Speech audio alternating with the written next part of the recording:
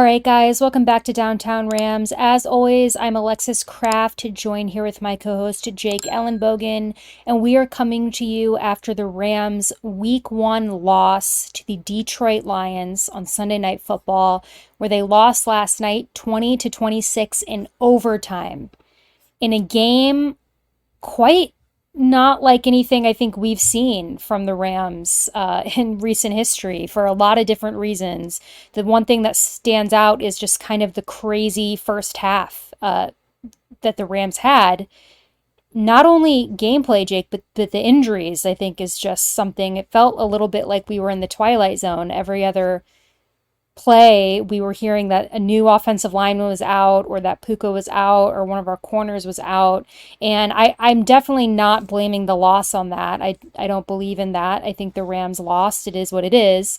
But it is an interesting story, and something that we will talk about later in this show.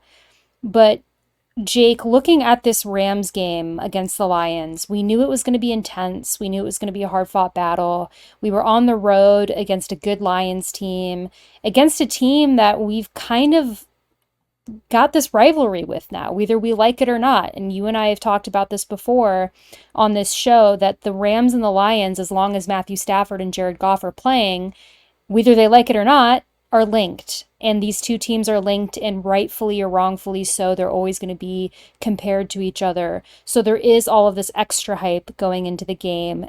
And it's week 1, and it's Sunday Night Football, prime time. So there's a lot of energy, there's a lot of expectation. And, in a short summary, without getting into what we'll talk about later, I mean, I just have to say, I know we lost, and I don't think there's an excuse for us losing, but I'm very proud of this Rams team, and I was very proud of the way that we played. I thought we looked really good. I think that we, took it to the Lions, and honestly, I think a majority of the game, the Rams outplayed the Lions. I really believe that, and I really think that, we had the positive momentum most of the time when we weren't overcoming some injuries and some penalties that we committed that are unacceptable, that we'll talk about as well. But Jake, what are your overall thoughts on this game against the Lions? Yeah, I mean, I thought it was one of those kind of, I mean, it wasn't perfect. A lot of things didn't go their way, but, and I understand, a lot of people more old school minded would be like, oh, there's no excuses and, there's no moral victories. But I mean, you see it on the cover. If you're watching this, you saw it on the cover of this video, the thumbnail. I mean, this is an inspiring heartbreak. That's how I would describe it. I feel like this was true gritty football. And I know, the Lions are all about that talk about being gritty and grit and all of that.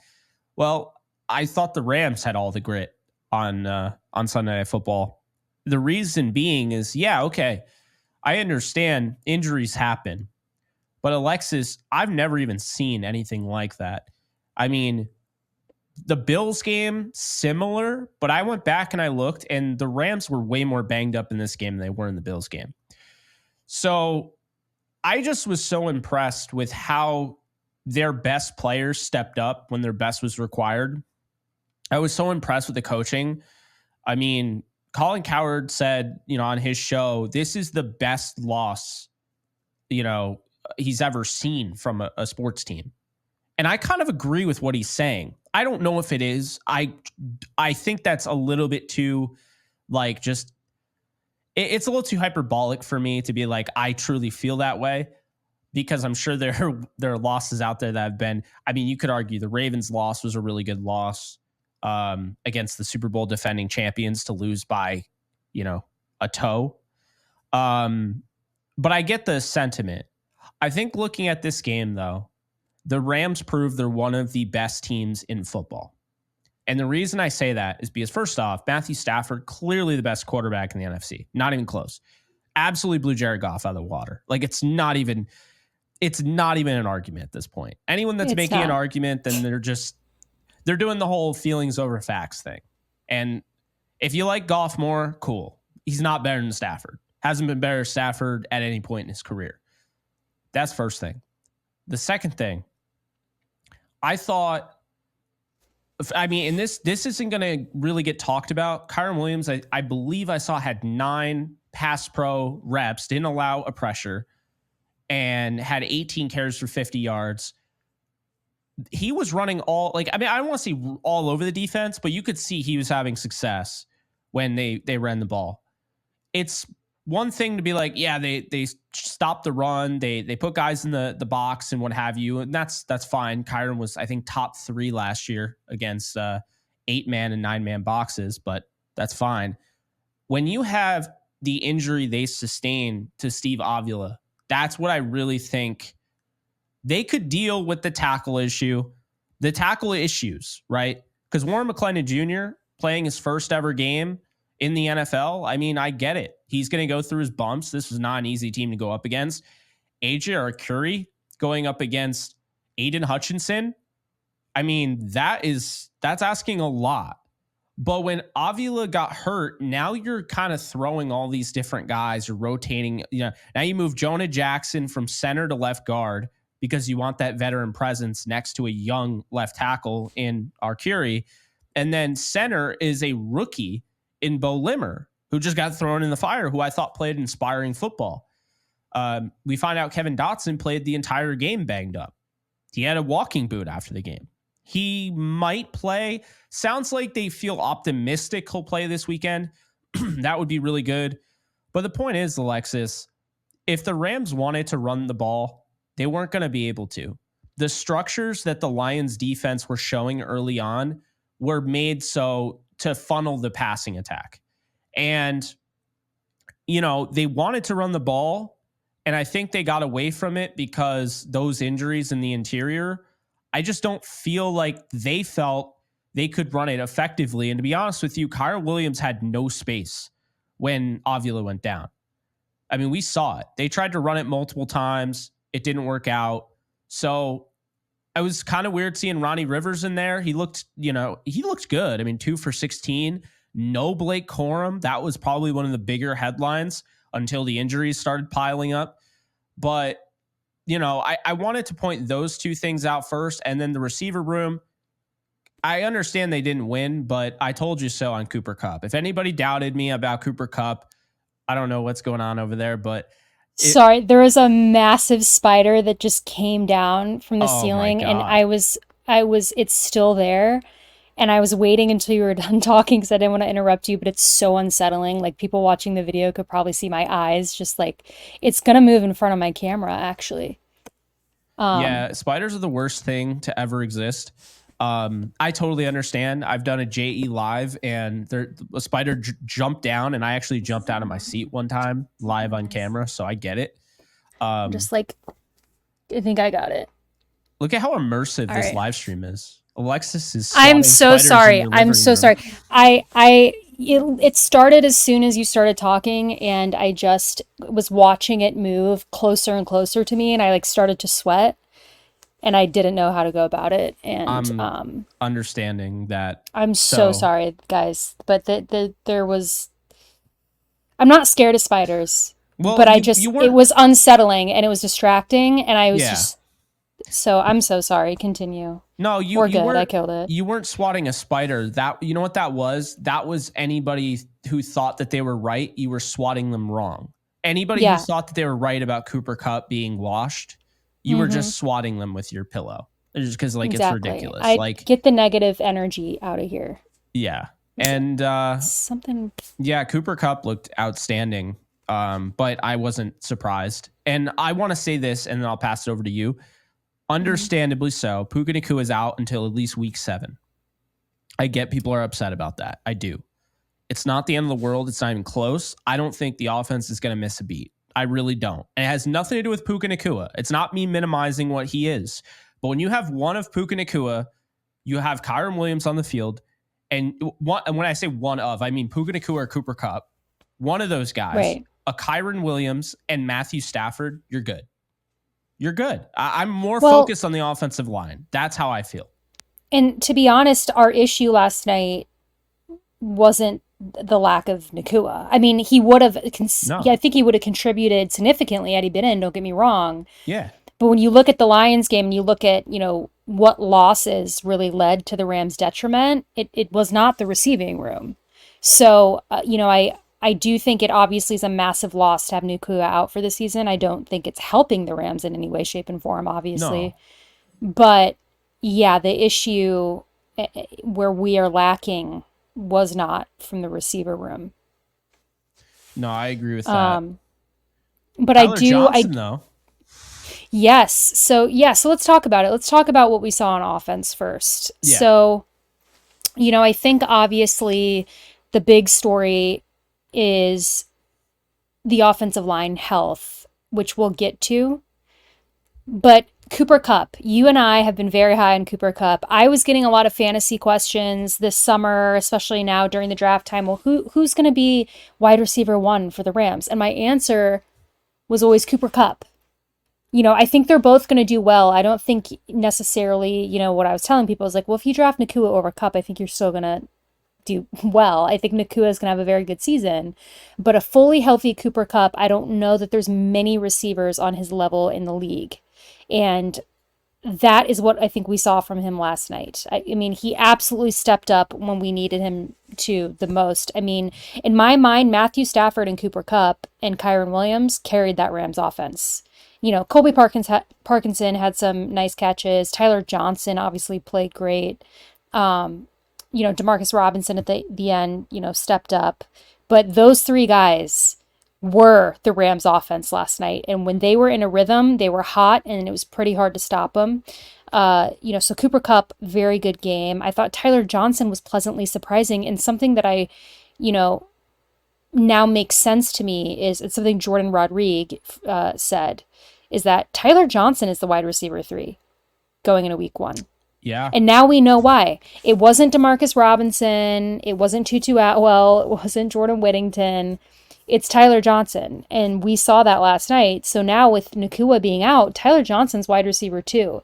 Now I do think, and we'll talk about this in later episodes, they're going to probably start incorporating Demarcus Robinson and Jordan Whittington a lot more with Nakua out, so we'll see how that looks going forward. But yeah, Tyler Johnson had a very good night. Kyron Williams, let's have that conversation. Yeah. Because you and I both have been telling people Kyron Williams is running back 1 and it's not going to be close. And what did we see last night? So I know everybody was saying trade Kyron Williams in fantasy. His stock's going down. Corum's going to replace him as running back 1. They're going to split time. I could have seen the split time argument. That wouldn't have surprised me. But this is kind of what you and I were thinking. Kyron Williams is the guy at running back for the Rams. We can close that argument now. I was surprised that Corum didn't play at all. I did find that surprising, especially when the offensive line started to drop like flies. I thought maybe they'll try to get, some more running backs in there. They'll try to switch it up. But I also think a lot of that had to do with the fact that there is not another running back on the roster who has the pass pro ability that Kyron does. And so when you have offensive linemen getting injured, you need somebody to pick up the slack. So you have now Kyron and these tight ends that are in there that are going to need to be able to block and help protect Matthew Stafford. But yeah, Kyron Williams got 71 snaps at running back last night. Ronnie Rivers got 7 and Blake Corum got 0.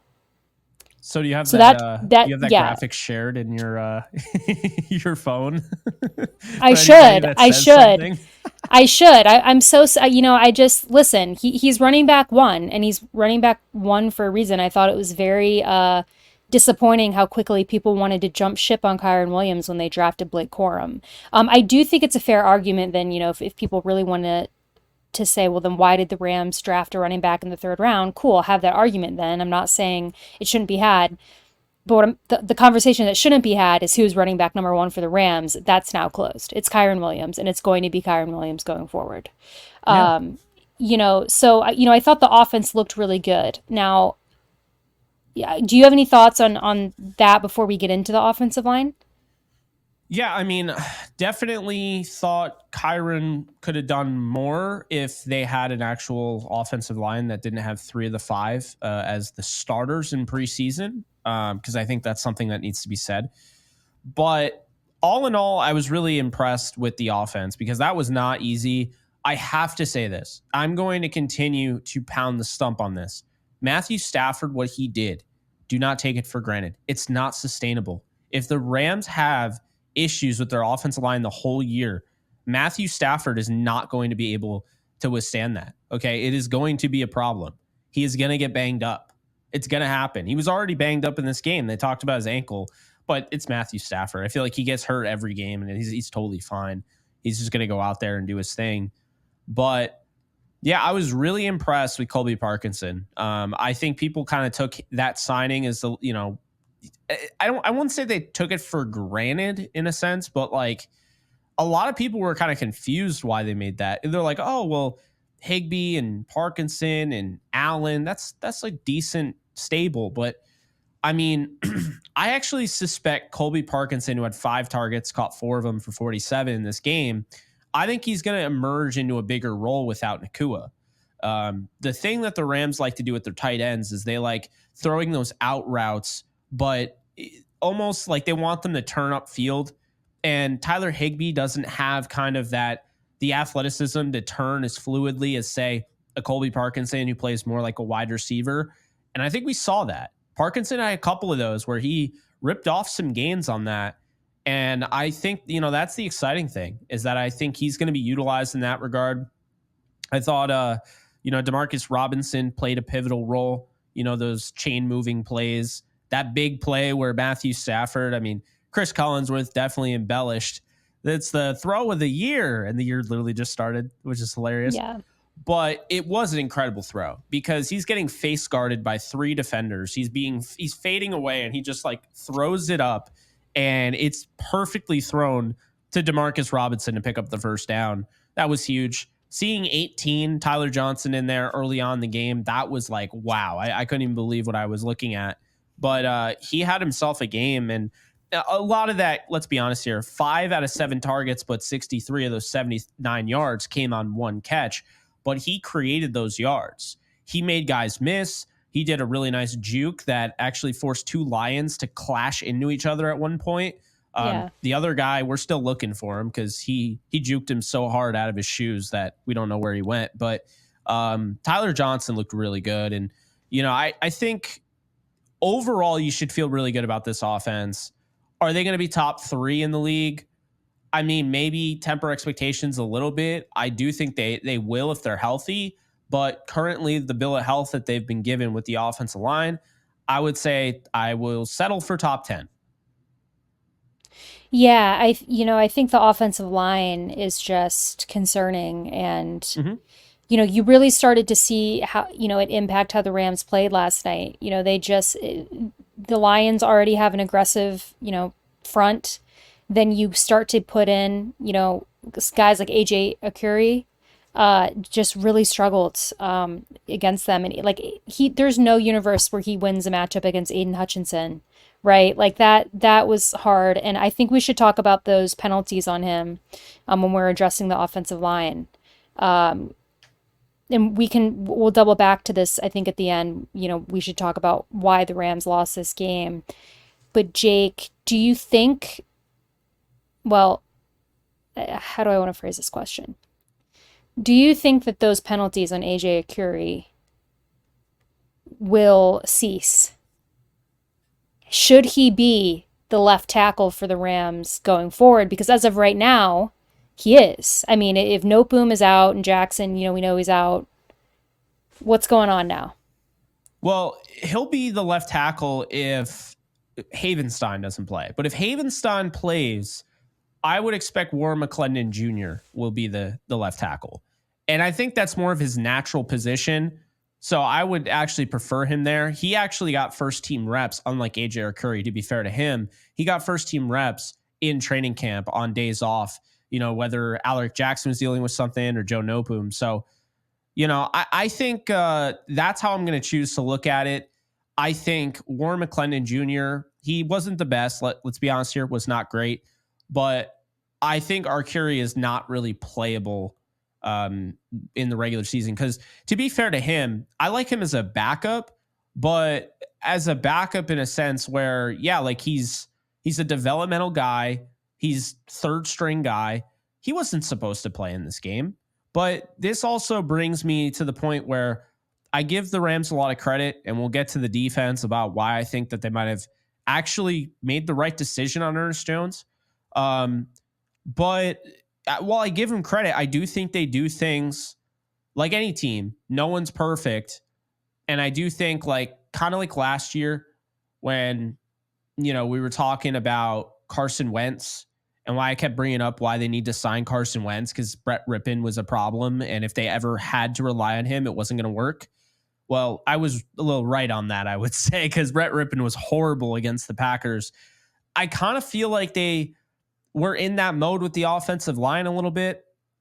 To be fair, I thought they were in that mode with the cornerbacks a little bit, not bringing back Akello, but the cornerbacks look good, to be fair.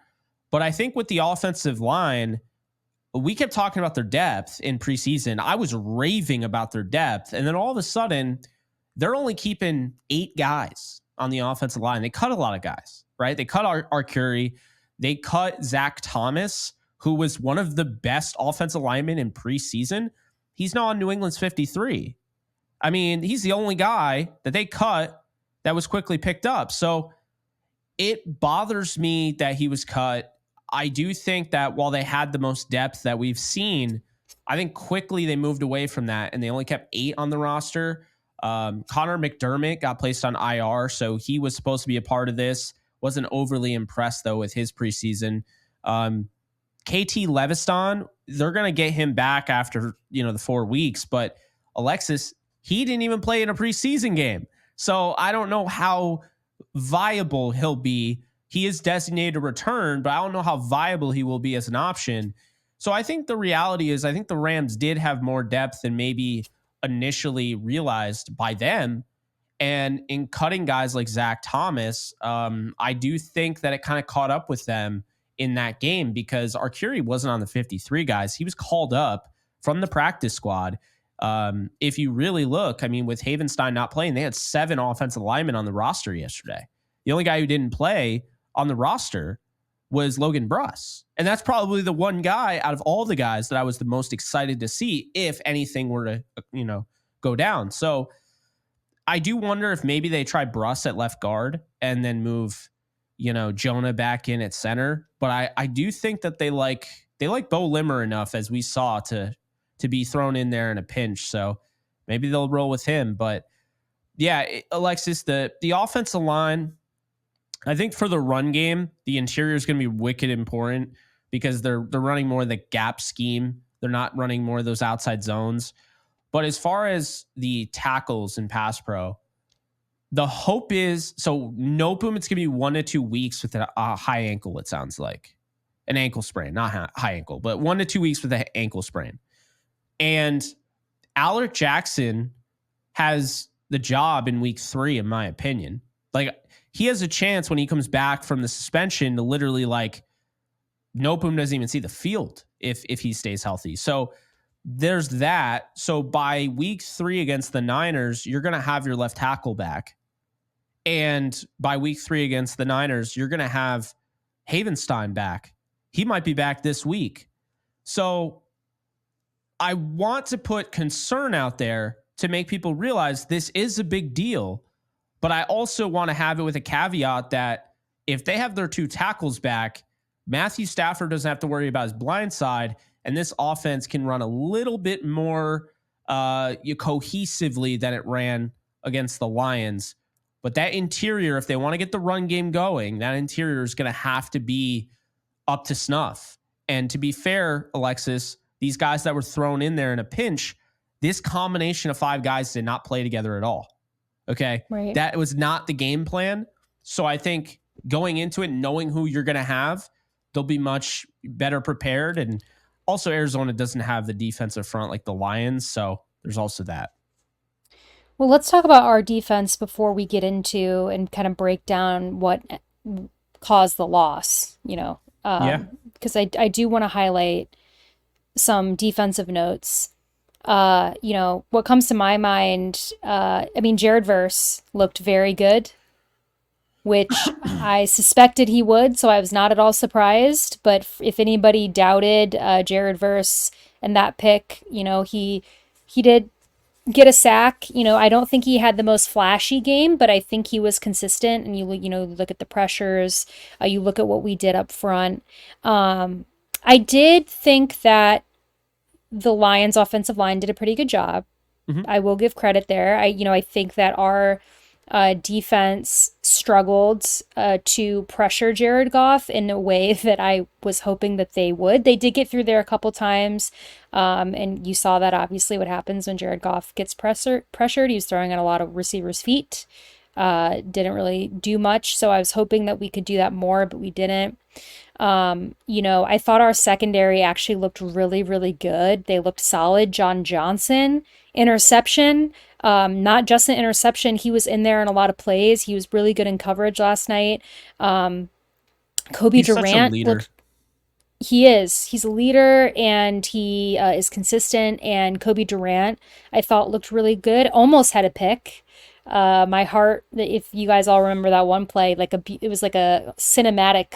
Like he almost had an interception and then he dropped it. And I thought he was going to have it, and it was exciting. But I thought he played really Yeah. well.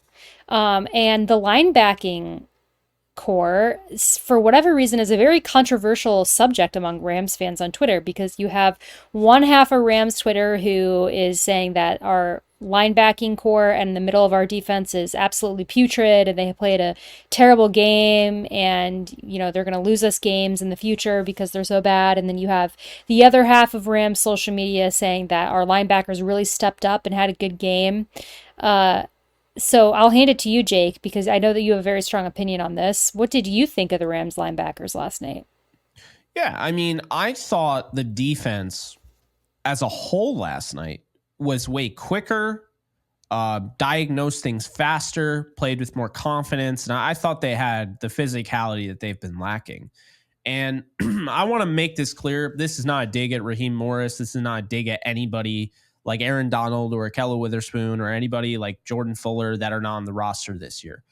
I think it's really schematically. And I've told you guys, Raheem Morris ran what they told him to run. But I think they changed things. They looked at it once Raheem Morris left. They were going to have to change things because they knew Donald was retiring. And they decided to go with more of, as John Johnson said, simplistic. But it's not as complicated, right? It's simple but effective. It really kind of allows you to play your style of football, allows you to just, instead of thinking about everything because it's so complex, you're just going ahead and making plays. You're flying all over the field. You're allowing yourself to play football. And so I think quite often, the big issue with football, and we saw this with the Eagles back in the day with Chip Kelly, how, oh, my system, my system, my system. Well, to me, you got to do a better job, kind of tailoring your players into a system that works for them, not necessarily like your system should be the end all be all. And I think that's the problem with a lot of these coordinators, and what gets them into trouble is why they end up on the unemployment line, is because quite often, Alexis, with offense and defense, they don't want to change. And the Rams, I've said this for years, the organization is willing to change. Ever since they got Sean McVay, accountability is there. No one is safe. They have to earn their spot to make the roster, right? I mean, that's not always the case, but I do believe that's the case with the Rams. And when people say, well, what about Matthew Stafford?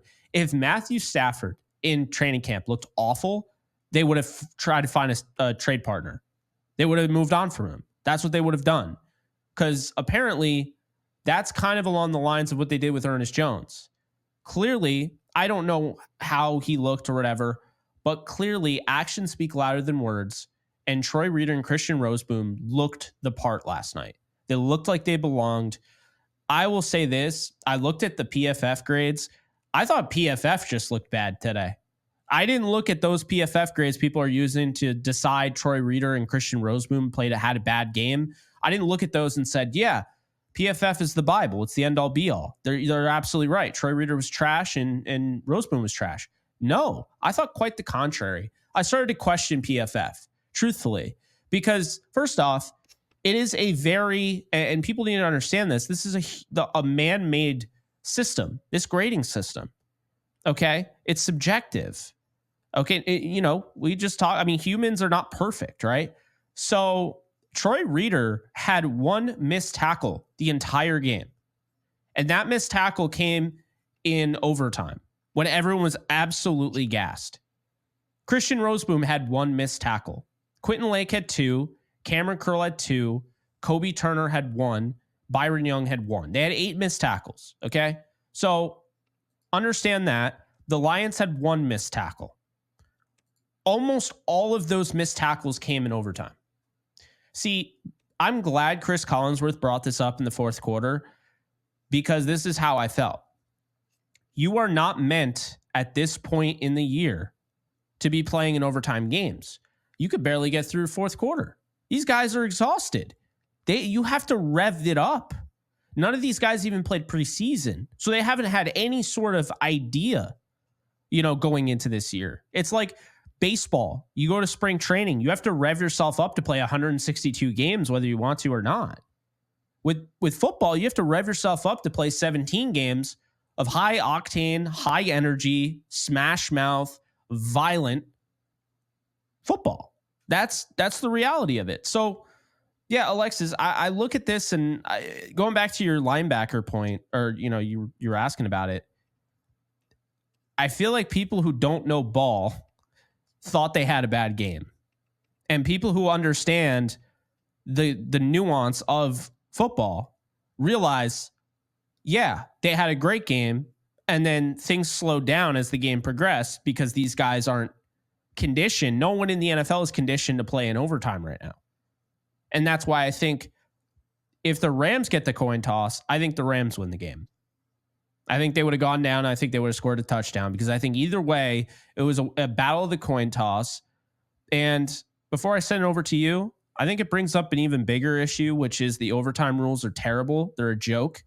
You can't tell me that the 17 games matter. Every game matters. But then you're telling me that, well, but the regular season, we don't have double overtime, player safety, right? So we're actually going to shorten the quarters from 15 to 10.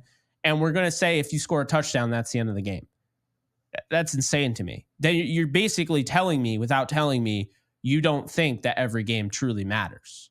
You only think the postseason matters. And you changed the rules in the Super Bowl so each team in overtime could get a possession, even if a touchdown was scored.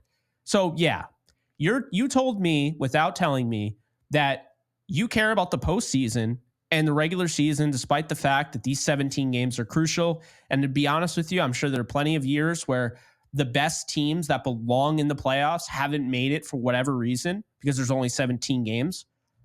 And you're telling me that that doesn't matter. So, yeah, am I a little bitter about the rules? Yes, they've already been in place, though. They've already been incredibly flawed. So it's not like anything new. But I was super impressed with this defense. And we talked about guys like Jared Verse and the young guys stepping up. And I thought Verse was an alpha male for this defense.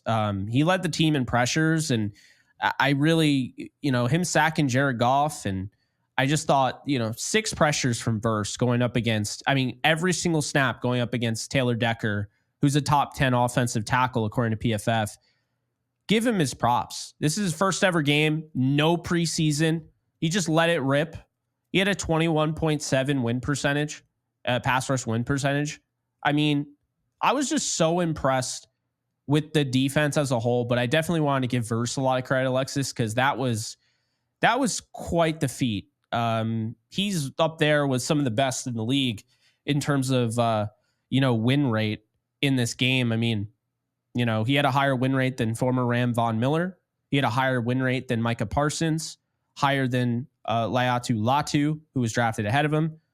Former Ram Obo Okoronkwo, Khalil Mack, Joey Bosa, TJ Watt, Max Crosby. These are big names. His name is up there with those guys. So just really impressed overall with Jared Verse, really impressed with this defense. And this is what you take away from this loss is that they have a defense that is way ahead of schedule because everyone told us this offense was one of the best, if not the best in football.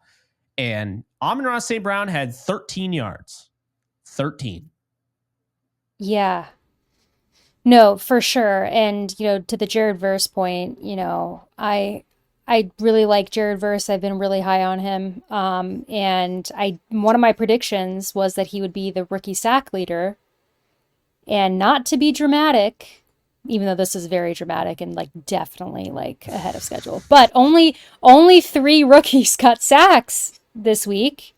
Unless, somebody, the 49ers and the Jets are playing as we speak, but DeMarvion Overshone for the Dallas Cowboys, Dallas Turner in Minnesota, and Jared Verse for our Rams. So maybe that's a good omen. Maybe it's not. Just wanted to throw that fun little stat out there about Jared Verse. But Jake, let's do the not fun part of the show where we give our thoughts about what broke down for the Rams and why they lost the game. Yeah. Because I think it's important to talk about because, I'm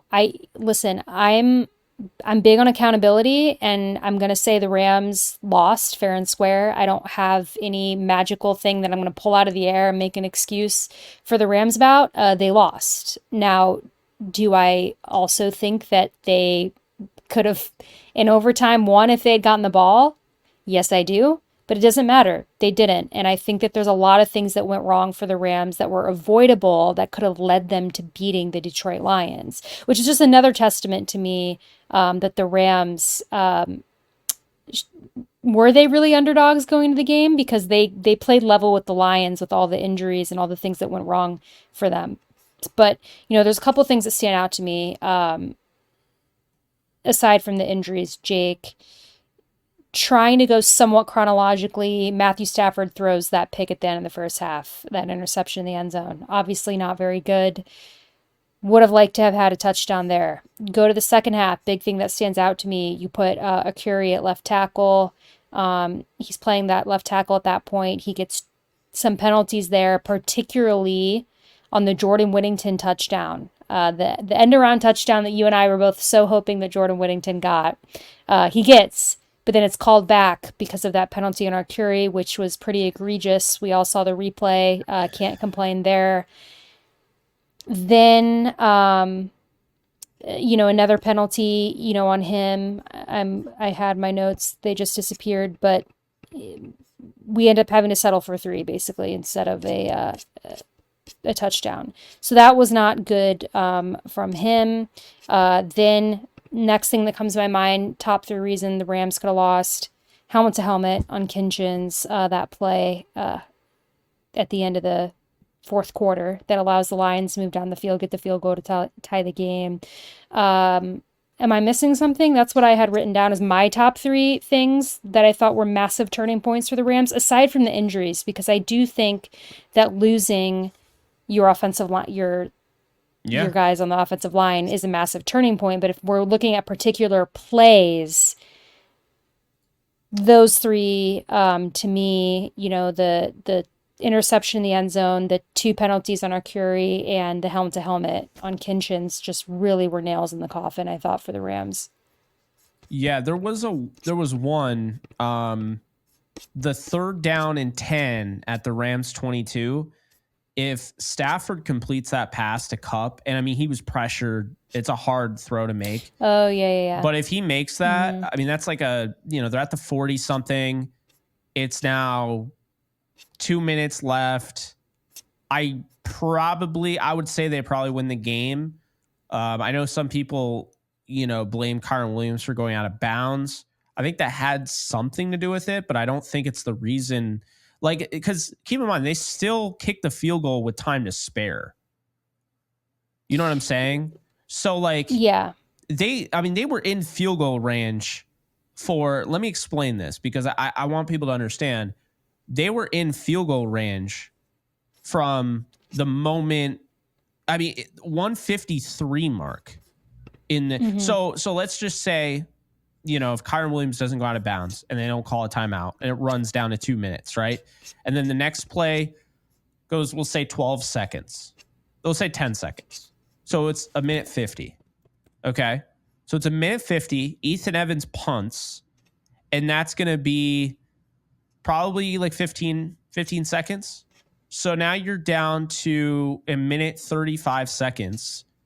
And it took Jared Goff and the Lions to go from the 31 to the Rams 31 in less than 20 seconds, 25 seconds.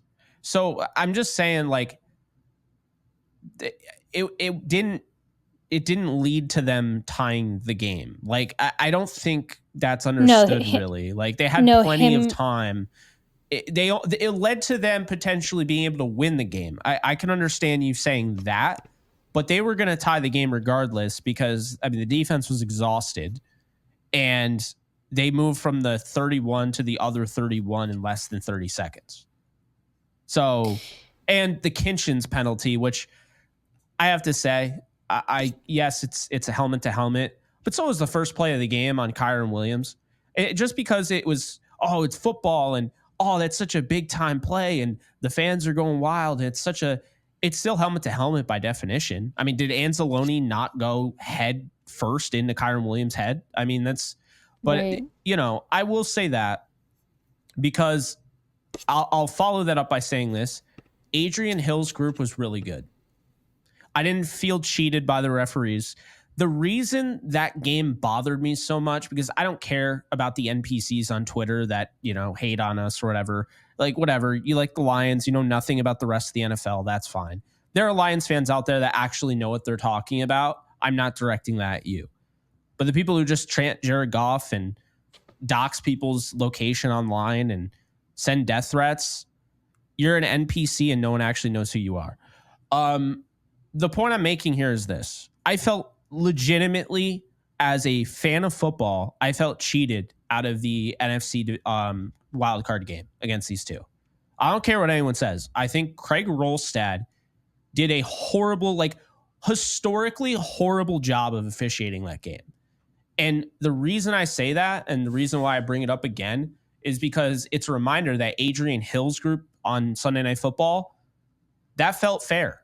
Like, it felt unfair because the football gods hit us with the injury bug, but it felt fair in that, I made a complaint about the unnecessary roughness call on Kinchins because it happened at Kyron in the first play of the game and they let it go, but they were calling penalties.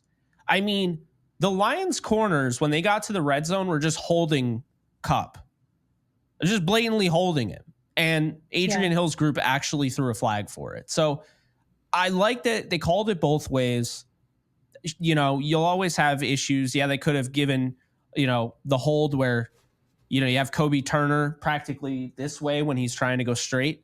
I mean, there are plenty of those. But I guess I've already tempered my expectations. The refs are never going to get every call correctly. I just can't have egregious shit not called like the way Rolstad did. And he's had a history of doing that against the Rams. Whereas I thought Adrian Hill's group was fair. I thought the referees didn't they weren't a turning point in the game. They didn't affect the game in a way that would have decided the outcome. And I appreciated that. Yeah, I agree. I thought it was pretty fair, the refereeing last night. I don't really have complaints there. Just scrolling through some comments that I've received from some of our listeners about, on Twitter last night, just talking about what we're talking about right now, why the Rams lost. A lot of people have issue with McVay not kicking the field goal and going for it on fourth, which I understand because, again, hindsight 2020, you take the 3 points, you win. Not entirely sure that I mean, I guess sure, you could throw it in that pool of, yeah, okay, we do that, we would have won the game. Doesn't stand out to me as one of the biggest reasons. I mean, I don't know if you have any thoughts on that. I didn't have that big of an issue with it. I mean, in hindsight, it is, I think the holding calls, the helmet to helmet, interception stand out to me more, but I I wanted to give you a chance to talk about that because I see a lot of comments under my tweets about that call. So I was like, might as well bring it up. Yeah, so I mean, when it comes to the Rams' first possession, going back to that, very rusty. Things weren't going the right way. That's fine. Quick 3-and-out, and then you see the Lions, and it's the same thing. And the Rams' defense set a tone, and you're like, "What is that?" I have not seen that. They weren't playing way off the ball. They're all there. The gang tackling in this game, it was a breath of fresh air. Rams then go down 13 plays, 67 yards. The following thing, they settle for the field goal. Why they settle for the field goal? Because they have the penalty, the false start on McClendon. They have the sack, Onwuzurike and Davenport on Stafford. So I actually agreed with it. I think I texted you. I agreed with that field goal. I absolutely agreed with it. You put points on the board. You're on the road. You're feeling it out. And I said Sean McVay is actually okay playing for the field goal here because he's got a lead on the road and the defense just had a very inspiring drive. Well, then the Lions say, all right, well, we're going to go down the field and kick the field goal. They went 15 plays for 63 yards, just about the same, a little bit over a minute more than the Rams drive. They fight fire with fire. They kick a field goal. Reason it's a field goal?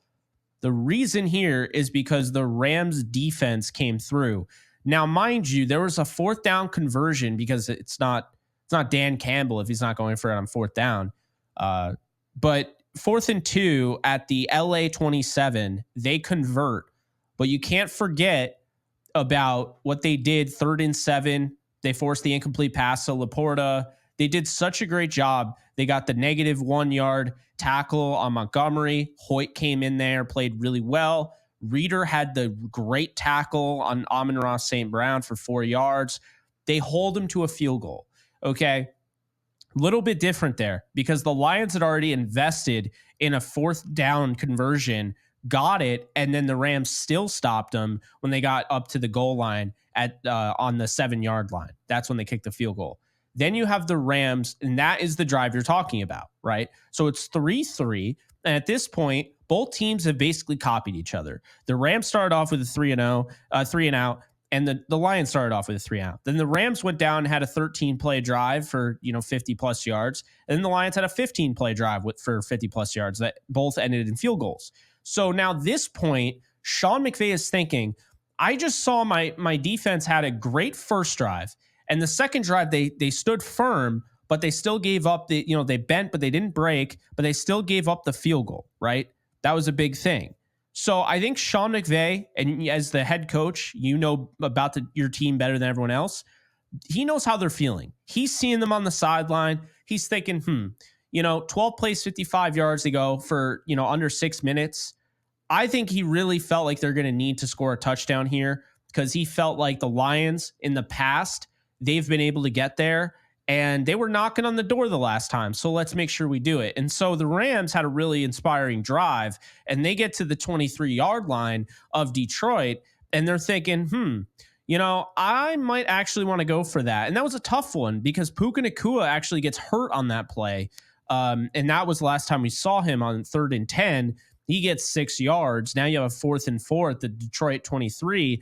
Your kicker isn't a guarantee. You're excited about your young kicker, but he's not a guarantee. And you're thinking, the way we drove on this drive in general, I mean, you had some big plays. Stafford played it to Nacua earlier.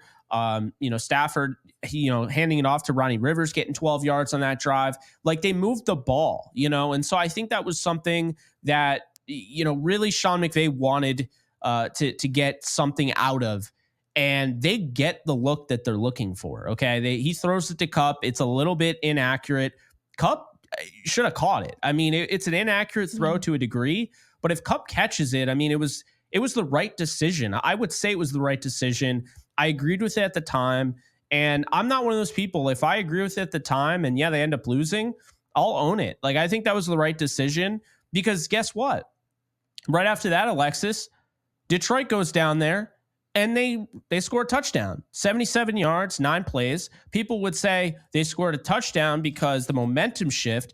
I disagree. I think the defense was likely going to give up a touchdown in this game, and they did. And so then you look at the next drive. And the next drive, the Rams outplayed them. They drove all the way down the field again, and then Matthew Stafford threw an ill-advised pass in double coverage, and he gets picked off. They should have had it.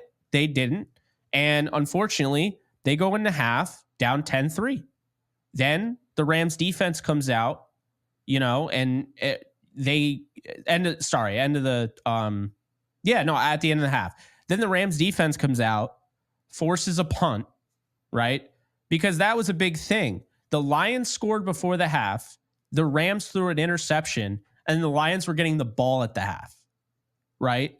So the momentum was really going all in the Lions' favor. Well, the defense made some really good stops. And like that was kind of a big deal for me, seeing the way they played that, because then the Rams followed suit and they punted. So they had a 3-and-out. And then the Lions had a touchdown. And right around this time, the Rams just announced that they had lost Avila and, Noteboom wasn't going to return and Nakua was out. So it was pretty brutal, right? You had the 52-yard touchdown. Trey White totally, destroyed there. I thought he played well for the most part, but that was brutal.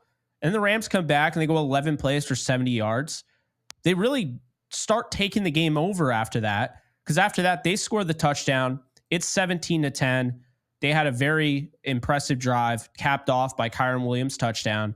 Then the defense steps up, this young defense, unproven, no Aaron Donald, and they go out there and they silence them. They get them to punt. Rams get a field goal. Again, settling for a field goal. They did it at the Detroit 8. So that's another thing I want to bring up, because, the offensive holding really killed them on that play. Jordan Whittington scores. And at that point in time, it's a 17-17 ball game. The game's tied. But then it gets, obviously it gets changed because of the face mask. So they get backed up to the 11. Kyron runs for 3. And then the next play on 3rd and 8, they're looking for Kupp. And then Arcuri gets an offensive hold. So at the 8-yard line, do you want to go for it? Sean McVay said, based on earlier, we're not going to go for it. We're going to take the points. So I don't know if necessarily you could hold. The game is all about flow and making decisions is in the moment. I don't know if you can hold Sean McVay's decision to go for it, feeling good about his offense, feeling a little worried about the defense because of how explosive the other offense is. I don't think you can hold that against him, because in the similar type of spot, he could have gone for it on 3rd and 8 or 4th and goal at the 8 and decided not to. He kicked a 26-yard field goal. So then the Rams get the interception, the John Johnson pick. And then they go down and they score a touchdown. 80-play drive, 10 plays, 80-yard drive. Okay, and that's the touchdown to Kupp. And then they get the Lions to punt. This is where the Rams lost the game, because at this point, the Rams have to kind of take over, right? They knew they didn't have the run game. That was the problem. They didn't have the run game.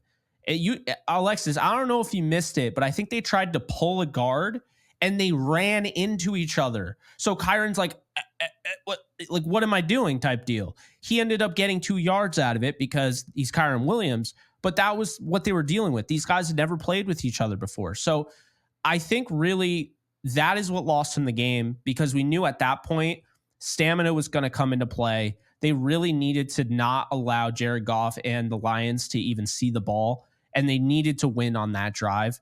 And they unfortunately didn't get it done. And you know what? Colin Cowherd, like he said earlier, this was the best loss that he's seen. I think the Rams showed a lot more in this than I've seen from seasons in which they've won the first game of the year. Hell of a coaching job. Sean McVay absolutely outcoached Dan Campbell, without a doubt in my mind, because what he had to go through, all these guys that were injured, and on the other side, you had a pretty healthy Lions team. I was really impressed. And, with the young defense going up against this number 1 offensive line. Well, I mean, Jared Verse got the best of Taylor Decker.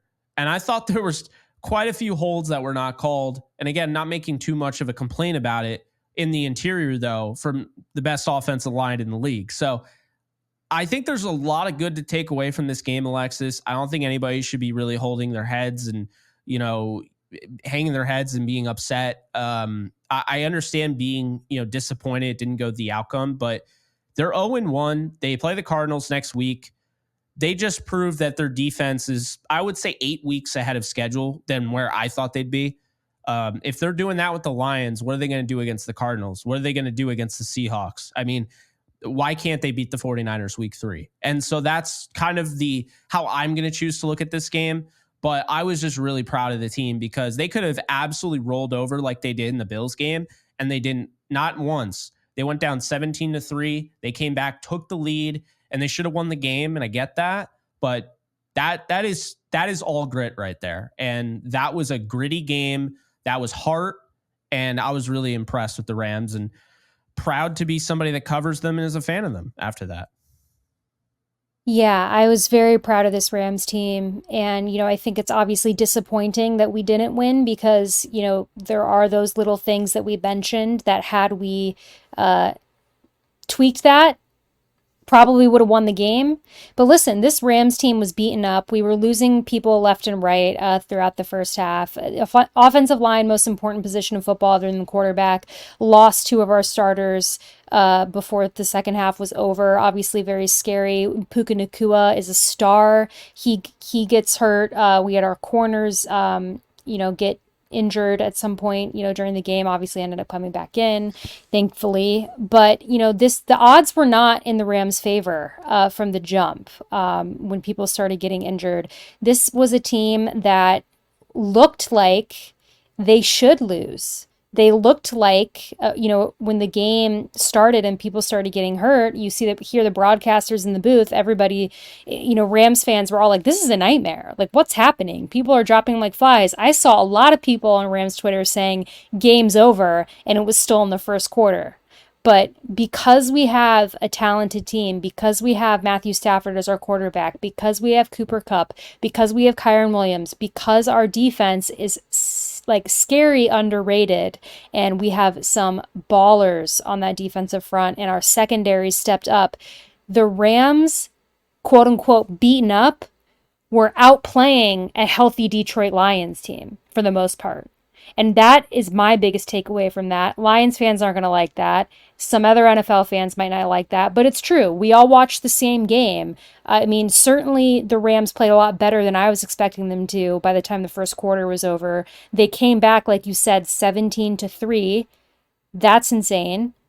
Considering the circumstances. And I thought that, again, like we talked about, I'm not saying that the Rams should have won. There's any excuses. There's not. They lost. Okay. The Rams lost fair and square. This is an excuse. But they did have a couple of these plays that had they gone slightly differently, I do think they would have won. And that's almost makes it more upsetting, but it is what it is. You took the Detroit Lions, who were in the NFC title game last year, to overtime under those circumstances. Nobody should be hanging their heads. Yes, there are things that we can be upset about. Yes, there are things we can be concerned about.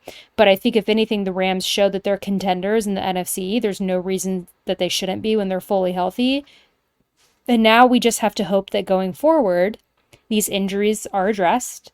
People get healthy. It might be time to get on the phones and start looking for some offensive linemen. If these injuries to guys like Steve Avila, or Noteboom are serious, because I think you just cannot risk it. Like you said earlier, what Matthew Stafford did last night was heroic and it was incredible, but it's not sustainable. You cannot throw him out there every single week and expect that same performance. It's just not realistic. You can't put your running backs behind an offensive line that's not going to help them out, not going to keep them healthy either. So those things are going to have to be addressed. And, we'll find out more about the extent of those injuries, I assume, within the week. But I just think this Rams team, if you're a Rams fan, you should be proud of the way the Rams played. And you should be feeling very optimistic because, like we said, I mean, very easily could have won that game had it gone, a few things gone differently, had they won the coin toss even. So, again, I hate that rule. That it is feels terrible. It's a terrible rule. But it's the rule, it is what it is. Like we said, the Rams lost. But I'm feeling very optimistic about the season going forward, even more than I was before, seeing what they were able to do last night. No, I absolutely agree. Chris Shula, hats off to Chris Shula, deserves the game ball even though they lost. I mean, it's actually not really fair that, Aaron Donald was a part of Wade Phillips' defense, was a part of Brandon Staley's defense, was a part of Raheem Morris's defense. And then the one time this guy gets an opportunity, Aaron Donald retires. So he was already at a disadvantage, and not just at a disadvantage on the field, but a disadvantage in general. People look down on this team because of that. And he put together a great game plan. I thought they just kept it simple. Just guys going and getting, they play ball. They play at a high level. There's a lot of, a lot of gang tackling opportunities, and that we did not see that before. So I'm excited to watch a fun defense this year. I said they're going to be top 16, but they were going to have the most takeaways in the Sean McVay era. Well, they had one. They should have had two. They made Jared Goff look not very good. I think PFF graded him as the 29th quarterback, although PFF is like my worst enemy right now because Stafford's graded as the 22nd quarterback. I think that they focus way too much on face value instead of actually weighing it out, like the situation and who, what they're dealing with, the fact that 4 out of the 5 offensive linemen were banged up. But yeah, Alexis, I'm excited to wrap this thing up. I'm excited to move on to Arizona. I was really looking forward to this game. It's a bummer. The Rams outplayed them. They should have won, case in point. But this is the NFL. I mean, there are teams that don't deserve to win all the time that find a way to do it. And you just have to kind of tip your cap and be like, yeah, they got it done. In this case, it's a little different because you did have that horrible overtime rule and, but it's always been in place and it's always sucked and we always complain about it and they never do anything about it. But yeah, I think, the injuries are the biggest issue. To wrap up, the podcast, I think right now, Puka Nacua, he's going to be out until week 7. I actually think that is the one that they're most likely to be able to overcome because I think guys like Tyler Johnson and Demarcus Robinson, will see more Tutu Atwell hopefully, and Whittington, and of course I mentioned Parkinson, will step up in the passing game. You need to see more out of the running backs. Kyron Williams can't be just used as just like, I'm scared, let's give it to Kyron and he's just going to get clapped by some linebacker. I'd like to see him being utilized, have some plays drawn up where he can actually make some plays, as a pass catcher, because I think he's capable of it. But I think when you look at just the injuries, they'll be able to overcome Nacua until week 7. They are going to not be able to overcome if this offensive line can't stay healthy. It's really that simple. Hopefully Avila ends up being okay. I think he's going to go on IR. They'll probably have him week 7 as well. That's the problem there. So no Avila, no Nacua. It sounds like Dotson may or may not play this week, but that's at least it sounds like they'll have him for week 3 at the worst. Havenstein sounds like they'll get him soon. Those guys are really important on the right side. Jonah Jackson's still healthy.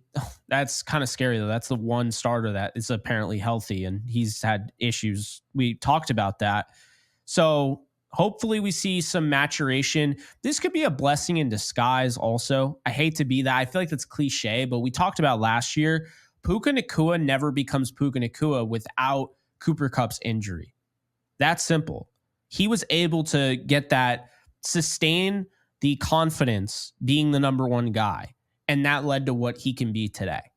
And I look at like Bo Limmer and I'm like, well, if Bo Limmer's starting for 7 games or however many, that's a lot of experience that he never was supposed to get. And so he could end up being a lot better and be ahead of some of the other centers that were drafted in the draft that aren't starting, So I do think that that's a big deal. And the same thing could apply for Tyler Johnson, for Demarcus Robinson. Robinson didn't get the playing time until week 11 and then really shined at the end of last year. Whittington, we mentioned Whittington would be perfect for this opportunity if anybody went down. Like I said, he'd be the closest thing that we've seen to Puka Nacua. We'll see, but I guess that's how I'm choosing to look at it. Heartbreaking loss, inspiring. The injuries suck. Next man up. And nobody was ruled out for the year. So that's a plus. That is a plus. And we will be back Friday night previewing our next matchup. And by then, we'll definitely, I think, have a lot more news about these injuries. Hopefully some positive news, some hopeful news. So Looking forward to that if that's the case. But guys, that's going to do it for us. Week one, it's over. We've got many more to go. And like I mentioned, Jake and I will be back Friday night previewing our matchup against the Arizona Cardinals. Until then, as always, please like and subscribe. You can follow us on social media at Downtown Rams. You can follow us on Twitter. I am at the Alexis Craft. Jake is at JK Bogan. And as always, guys, stay safe, take care, and go Rams.